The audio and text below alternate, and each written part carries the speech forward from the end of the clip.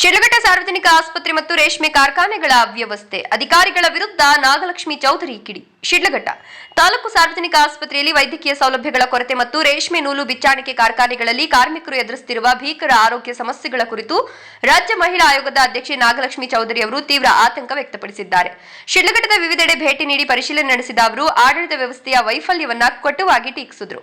ತಾಲೂಕು ಆಸ್ಪತ್ರೆಗೆ ಭೇಟಿ ನೀಡಿದ ಸಂದರ್ಭದಲ್ಲಿ ಸ್ತ್ರೀರೋಗ ತಜ್ಞರ ತೀವ್ರ ಅಭಾವವಿರುವುದು ಕಂಡುಬಂದಿದೆ. ಪರಿಣಾಮವಾಗಿ ಈ ಹಿಂದೆ ಹೆಚ್ಚಿನ ಸಂಖ್ಯೆಯಲ್ಲಿ ನಡೆಯುತ್ತಿದ್ದ ಹೆರಿಗೆಗಳು ಈಗ ತಿಂಗಳಿಗೆ ಕೇವಲ 10ಕ್ಕಿಳಿದಿವೆ. ಲಭ್ಯವಿರುವ ವೈದ್ಯರು ಯಾವುದೇ ರೀತಿಯ ವೈದ್ಯಕೀಯ ರಿಸ್ಕ್ ತೆಗೆದುಕೊಳ್ಳಲು ಮುಂದಾಗ್ತಿಲ್ಲ. ಇದರೊಂದಿಗೆ ರೇಡಿಯಾಲಜಿಸ್ಟ್ ಇಲ್ಲದ ಕಾರಣ ಗರ್ಭಿಣಿಯರು ಸ್ಕ್ಯಾನಿಂಗ್ ಆಗಿ ಅಲೆದಾಡುವಂತಾಗಿದೆ.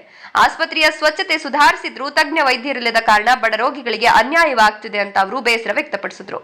ಶಿಡ್ಲಘಟ್ಟದ ರೇಷ್ಮೆ ಕಾರ್ಖಾನೆಗಳಲ್ಲಿನ ಕಾರ್ಮಿಕರ ಸ್ಥಿತಿ ಅತ್ಯಂತ ಶೋಚನೀಯವಾಗಿದೆ. ಕುದಿಯುವ ನೀರಿನಲ್ಲಿ ರೇಷ್ಮೆ ಗೂಡುಗಳನ್ನು ಅದ್ದಿ ಕೈನಿಂದಲೇ ನೂಲು ತೆಗೆಯೋದ್ರಿಂದ ಕಾರ್ಮಿಕರ ಅಂಗೈ ಚರ್ಮ ಪೂರ್ತಿ ಸುಲಿದು ಹೋಗಿದೆ. ಈ ಕಠಿಣ ಕೆಲಸದಿಂದಾಗಿ ಸುಮಾರು 40% ಜನರಲ್ಲಿ ಕ್ಷಯ ರೋಗ ಮತ್ತು ಉಸಿರಾಟದ ತೊಂದರೆಗಳು ಕಾಣಿಸಿಕೊಂಡಿವೆ. ಕಾರ್ಖಾನೆಗಳಲ್ಲಿನ ಹಬೆ ಮತ್ತು ವಾಸನೆಯಿಂದಾಗಿ ಕಾರ್ಮಿಕರು ನಿರಂತರವಾಗಿ ಇನ್ಹೇಲರ್ ಬಳಸುವ ಅನಿವಾರ್ಯತೆ ಎದುರಾಗಿದೆ. ಎಷ್ಟೊಂದು ಗಂಭೀರ ಆರೋಗ್ಯ ಸಮಸ್ಯೆ ಇದ್ರೂ ಕಾರ್ಮಿಕರಲ್ಲಿ ಹಿಮೋಗ್ಲೋಬಿನ್ ಅಂಶ ತೀವ್ರವಾಗಿ ಕುಸಿದಿರುವುದು ಆತಂಕಕಾರಿ ವಿಷಯವಾಗಿದೆ. ರೇಷ್ಮೆ ಇಲಾಖೆಯ ಅಧಿಕಾರಿಗಳು ಕಾರ್ಮಿಕರಿಗೆ ಬಾಯ್ಲರ್ ಸೌಲಭ್ಯ ಮತ್ತು ಸುರಕ್ಷಿತ ಉಪಕರಣಗಳನ್ನು ನೀಡುತ್ತಿದ್ದೇವೆ ಅಂತ ಹೇಳ್ತಿದ್ದರಾದ್ರೂ ವಾಸ್ತವದಲ್ಲಿ ಕಾರ್ಮಿಕರಿಗೆ ಯಾವುದೇ ಮಾಹಿತಿ ತಲುಪ್ತಿಲ್ಲ. ಕಾರ್ಮಿಕರಿಗೆ ತಮಗೆ ಸಿಗಬೇಕಾದ ವಿಮೆ, ಸಬ್ಸಿಡಿ, ಆರೋಗ್ಯ ಕಾರ್ಡ್ ಮತ್ತು ಲೇಬರ್ ಕಾರ್ಡ್ಗಳ ಬಗ್ಗೆ ಕಿಂಚಿತ್ತೂ ಅರಿವಿಲ್ಲ. ಇದು ಸ್ಥಳೀಯ ಅಧಿಕಾರಿಗಳ ಸಂಪೂರ್ಣ ವೈಫಲ್ಯವಾಗಿದ್ದು ತಕ್ಷಣವೇ ಕಾರ್ಮಿಕರಿಗೆ ಅರಿವು ಮೂಡಿಸಿ ಸೌಲಭ್ಯಗಳನ್ನು ತಲುಪಿಸುವಂತೆ ಮತ್ತು ಈ ಕುರಿತು ಆಯೋಗಕ್ಕೆ ಸಮಗ್ರ ವರದಿ ನೀಡುವಂತೆ ಅವರು ಖಡಕ್ ಸೂಚನೆ ನೀಡಿದರು. ಈ ಸಂದರ್ಭದಲ್ಲಿ ತಾಲೂಕು ದಂಡಾಧಿಕಾರಿಗಳಾದ ಗಗನ ಸಿಂಧು, ತಾಲೂಕು ಪಂಚಾಯತ್ ಕಾರ್ಯನಿರ್ವಹಣಾಧಿಕಾರಿ ಹೇಮಾವತಿ, ನಗರಸಭಾ ಪೌರಾಯುಕ್ತೆ ಅಮೃತಾ ಜಿ, ಸಿಡಿಪಿಒ ವಿದ್ಯಾವಸ್ತ್ರದ್, ಕಾರ್ಮಿಕ ಇಲಾಖಾ ಅಧಿಕಾರಿ ವಿಜಯಲಕ್ಷ್ಮಿ, ತಾಲೂಕು ಆರೋಗ್ಯಾಧಿಕಾರಿ ವೆಂಕಟೇಶ್, ವಕೀಲರ ಸಂಘದ ಅಧ್ಯಕ್ಷರಾದ ನಾರಾಯಣಸ್ವಾಮಿ, ವೈದ್ಯರಾದ ವಾಣಿ, ಚಿತ್ರನಟಿ ರಾಜೇಶ್ವರಿ, ಕುಂದಲಗುರ್ಕಿ ಮುನೀಂದ್ರ ಸೇರಿದಂತೆ ಅನೇಕ ಇಲಾಖೆಯ ಅಧಿಕಾರಿಗಳು ಹಾಗೂ ಮುಖಂಡರುಗಳು ಹಾಜರಿದ್ದರು. ವರದಿ ನಂದಿರಾಜೇಶ್, ಶಿಡ್ಲಘಟ್ಟ.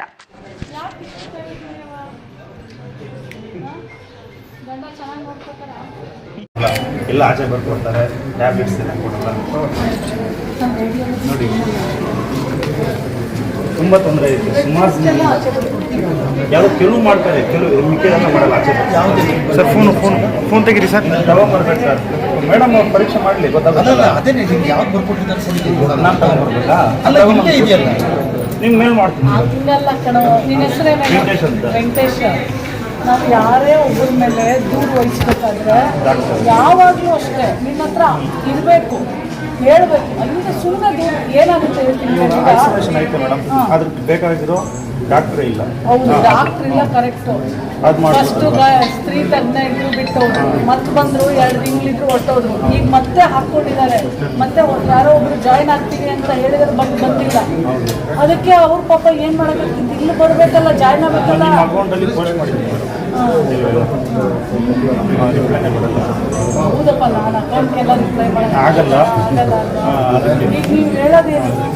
ಐಸೋಲೇಷನ್ ಇರಬೇಕು, ಮತ್ತು ಸ್ಕ್ಯಾನಿಂಗ್, ಅದು ತುಂಬ ಸ್ಕ್ಯಾನಿಂಗ್ ಜಸ್ಟ್ 1.5 ಇಯರಿಂದ ಅನಾಥರೈಸ್ ಆಗ್ತದೆ. ಬಟ್ ವಾರದಲ್ಲಿ ಇಂಥ ದಿನ ಅಂತೇಳಿ ಕರೆಸಿ ನೀವೆಲ್ಲ ಮಾಡಿಸ್ಬೋದಲ್ವಾ?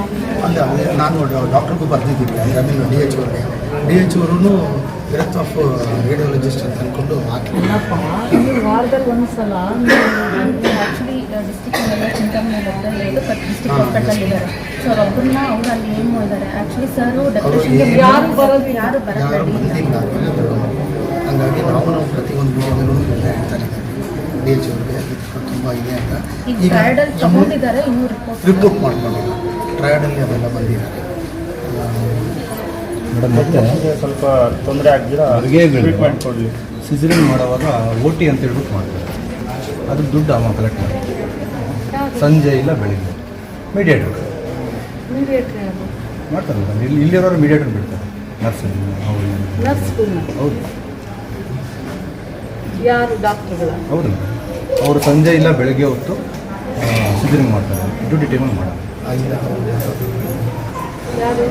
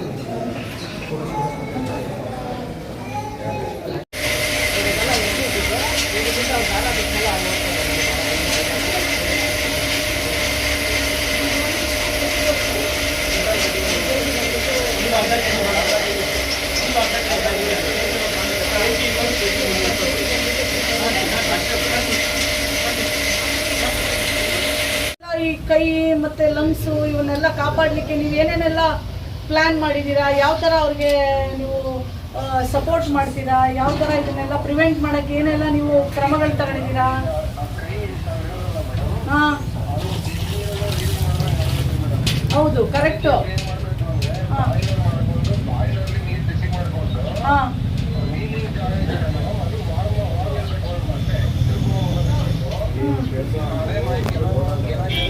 ಹಾಂ, ಹೌದು. ಹಾಂ ಹಾಂ,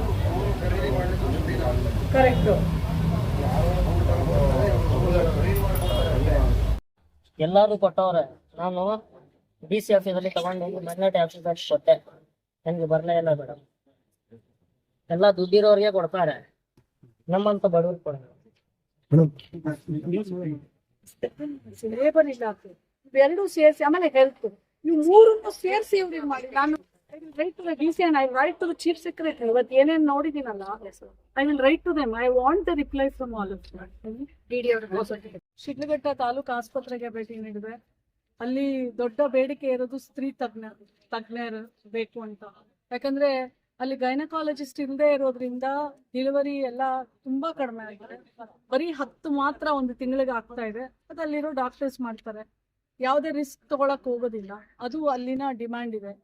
ಮತ್ತೆ ಮಿಕ್ಕಿದೆಲ್ಲ ಅದು ಔಷಧಿ ಇರ್ಬೋದು ಅಥವಾ ಕ್ಲೆನ್ಲಿನೆಸ್ ಇರ್ಬೋದು, ಅದೆಲ್ಲ ಪರವಾಗಿಲ್ಲ. ನಾವು ಲಾಸ್ಟ್ ಟೈಮ್ ಕಂಪೇರ್ ಮಾಡಿದ್ರೆ ಈಗ ಸೆಕೆಂಡ್ ಟೈಮ್ ಬರ್ತಾ ಇರೋದು ಬಹಳ ಇಂಪ್ರೂವ್ ಆಗಿದೆ. ಬಟ್ ಏನಂತಂದ್ರೆ ಅಲ್ಲಿ ರೇಡಿಯಾಲಜಿಸ್ಟು ಸ್ಕ್ಯಾನಿಂಗ್ ಮಾಡಕ್ಕೆ ಎಲ್ಲ ಗರ್ಭಿಣಿಯರು ಬಂದ್ರೆ ಅಲ್ಲಿ ಹೋಗಿ ಇಲ್ಲಿ ಹೋಗಿ ಅದು ಒಂದು ತೊಂದರೆ ಅಂತ ಹೇಳಿದ್ದಾರೆ. ನಾನು ಅದನ್ನ ಸರ್ಕಾರಕ್ಕೆ ಬರಿತೀನಿ. ಎರಡನೇದು, ಇಲ್ಲಿ ರೇಷ್ಮೆ ನೂಲನ್ನ ತೆಗೆಯುವಂತ ಕಾರ್ಖಾನೆಗಳು ಬಹಳಷ್ಟಿದೆ ಶಿಡ್ಲಘಟ್ಟದಲ್ಲಿ. ಸೊ ನನ್ಗೆ ಹೇಳಿದ್ರು, ನಾನ್ ನೋಡಿರ್ಲಿಲ್ಲ, ನಾನು ಇದೇ ಮೊದಲನೇ ಸರಿ ನೋಡ್ತಾ ಇರೋದು. ಆ ರೇಷ್ಮೆ ನೂಲನ್ನ ಹೇಗೆ ಬಿಸಿ ನೀರಲ್ಲಿ ಆ ಗೂಡನ್ನ ಅದ್ದಿ ತೆಗಿತಾರಲ್ಲ, ಆ ಕೈಗಳ ಮೇಲ್ ಚರ್ಮ ಎಲ್ಲ ಒಂದು ಏನಿರುತ್ತಲ್ಲ ಮೇಲೆ, ಅದೆಲ್ಲಾ ಸುಳಿದು ಬಿಟ್ಟಿದೆ. ಅಂದ್ರೆ ಅವ್ರು ಪ್ರತಿದಿನ ಆ ತರ ಕೆಲಸ ಮಾಡ್ತಾರೆ. ಬಟ್ ನಾನು ಸಿರಿಕಲ್ಚರ್ ಇಲ್ಲಿನ ಅಧಿಕಾರಿಗೆ ನಾನು ಮಾತಾಡಿದಾಗ ಅವ್ರು ಏನ್ ಹೇಳ್ತಾರೆ ಅಂತಂದ್ರೆ, ಮೇಡಮ್ ನಾವು ಅವ್ರಿಗೆ ಬಾಯ್ಲರ್ ಕೊಡ್ತೀವಿ, ಅಂದ್ರೆ ಈ ತರ ಬೆಂಕಿಯಲ್ಲಿ ಕೈ ಸುಡದೆ ಇರೋ ಹಾಗೆ, ಮತ್ತೆ ಈ ಕೈಗೆ ಯಾವ ತರ ಕೈನ ಪ್ರೊಟೆಕ್ಷನ್ ಮಾಡ್ಬೇಕು ಅದಕ್ಕೆ ನಾವು ಮಾಹಿತಿ ಕೊಡ್ತೀವಿ, ಅದಕ್ಕೆ ಪ್ರೊಟೆಕ್ಷನ್ ಡಿವೈಸಸ್ ಕೊಡ್ತೀವಿ. ಮತ್ತೆ ಎಲ್ಲರೂ ಇಲ್ಲಿ ಹೇಳಿರೋ ಪ್ರಕಾರ 40% TB ಟ್ಯೂಬರ್ಕ್ಲೋಸಿಸ್ ಇದೆ ಅಂತ. ಅವರು ನಾನು ಬಂದಿರೋ ಕಾರ್ಖಾನೆಯಲ್ಲಿ ಗಂಡ ಹೆಂಡತಿ ಇಬ್ರು ಮಾಡ್ತಾ ಇರೋರ್ನ ನೋಡ್ದೆ. ಅವ್ರು ನನಗೆ ತೋರ್ಸಿದ್ರು, ಇನ್ಹೇಲರ್ ಹೊಡ್ಕೋತಾ ಇರ್ಬೇಕು, ಯಾಕಂದ್ರೆ ಆ ಹಾವಿ ಮತ್ತೆ ಆ ಒಂದು ವಾಸನೆಗೆ ಇಲ್ಲಿ ಸಖತ್ ಕಾಯಿಲೆ ಇದೆ, ಎದೆ ಭಾಗದ ಉಸಿರಾಟದ ಕಾಯಿಲೆಗಳಿದೆ. ಮತ್ತೆ ಇಲ್ಲಿನ 40%ಗಿಂತ ಜಾಸ್ತಿ ಜನರಿಗೆ ಹಿಮೋಗ್ಲೋಬಿನ್ ಫುಲ್ ಕಡಿಮೆ ಇದೆ. ಇದೆಲ್ಲ ಮಾಹಿತಿ. ಮತ್ತೆ ಯಾವುದೇ ತರ ಅರಿವಿಲ್ಲ ಸಿರಿಕಲ್ಚರ್ ಅಲ್ಲಿ. ಅಂದ್ರೆ ಈ ತರ ಸಿಗುವಂತ insurance, subsidy, health cards, labour cards, ಯಾವುದ್ರ ಬಗ್ಗೆನೂ ಇವ್ರಿಗೆ ಅರಿವಿಲ್ಲ. ಇದನ್ನ ಮಾಡ್ಕೊಡದೆ ಇರೋದು, ಇದನ್ನ ಅವ್ರಿಗೆ ತಲುಪಿಸ್ದೇ ಇರೋದು ಇಲ್ಲಿನ ಆಡಳಿತ ವರ್ಗದ ಸಂಪೂರ್ಣ ವಿಫಲತೆ. ನಾನು ಇದನ್ನ ಸರ್ಕಾರಕ್ಕೆ ಬರಿತೇನೆ. ಮುಂದಿನ ದಿನಗಳಲ್ಲಿ ಇವರು ಏನೆಲ್ಲ ಕಾರ್ಯಕ್ರಮಗಳನ್ನ ತಗೊಂಡು ಆ ಜನರಿಗೆ ಆ ಸರ್ಕಾರದ ಸವಲತ್ತುಗಳನ್ನ ಮತ್ತು ಅರಿವನ್ನ ಮುಟ್ಟಿಸಿ ನನಗೆ ಆಯೋಗಕ್ಕೆ ಇವರು ವರದಿಯನ್ನ ಕಳಿಸ್ಬೇಕು.